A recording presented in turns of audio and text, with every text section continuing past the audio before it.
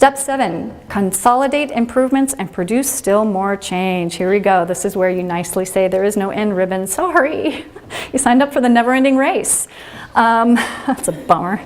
So it's not a bummer because they're behind the mission. They're excited about it. But as you have these wins, the more wins you have, the more you say, look, if you do this, then we'll burn the spreadsheets. Well, we burned the spreadsheets. They were stoked. It was really easy for me to get them onto the next project because they saw the changes and it gave the whole program increased credibility. We had credibility now. They believe us. They're seeing where we're going. They see progress. They can actually look behind us and see a path, and they can see that we are headed in the right direction.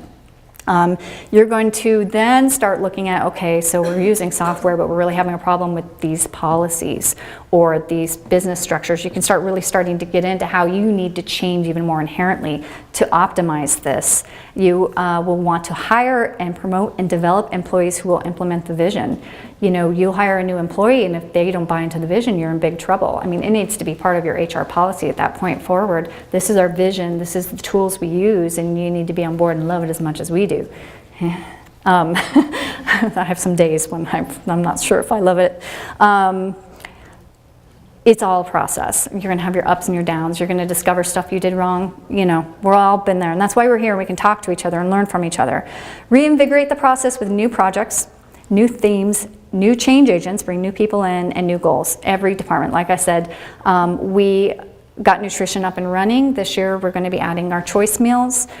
We were selected as one of the 10 organizations for the More Than a Meal process expansion program, so we're doing that. We're going mobile, and we're doing change of condition reporting.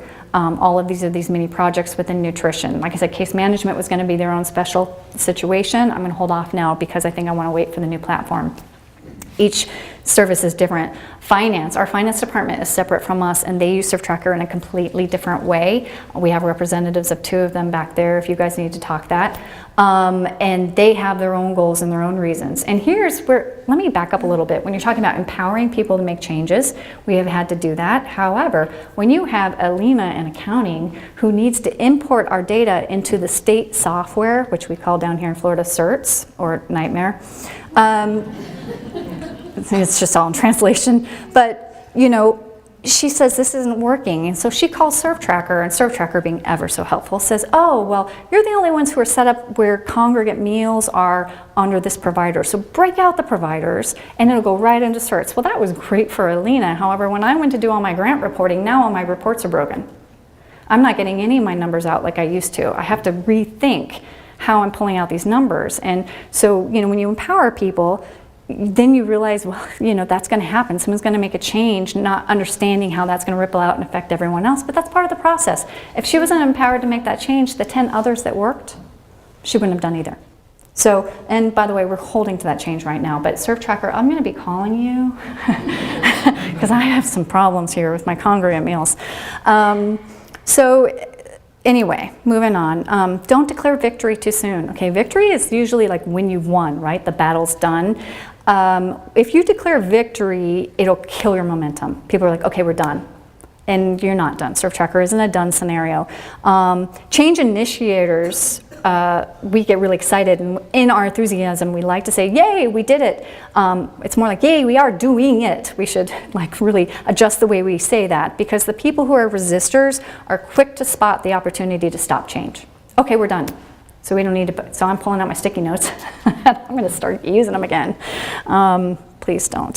When change stops, tradition creeps back in. Okay, and tradition is how you've always been doing things. And I don't know, maybe some of you are newer organizations. Like I said, we've been around for 40 years.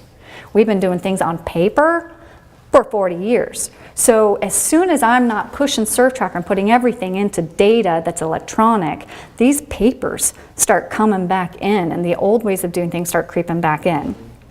It takes a long time for your change to become your tradition. Once you're there, then you can kind of ease off of this whole process a little bit and move on to new projects.